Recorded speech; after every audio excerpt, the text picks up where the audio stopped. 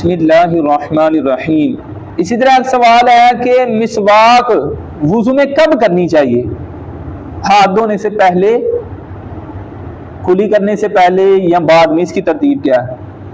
تو یاد رکھیں مسواک کرنا جو ہے نا یہ وضو میں، یہ وضو شروع کرنے سے پہلے سنت ہے، درمیان میں اور بعد میں نہیں ہے۔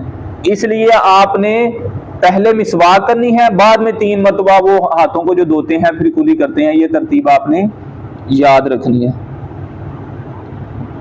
اسی طرح سوال ہے کہ اپنا ستر دیکھنے سے وضو ٹوٹ جاتا ہے؟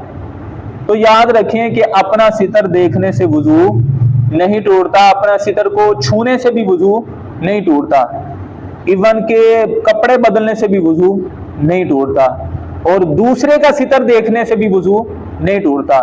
لیکن بلا ضرورت اپنا ستر کسی کے سامنے کھولنا یہ کیا ہے؟ حرام ہے۔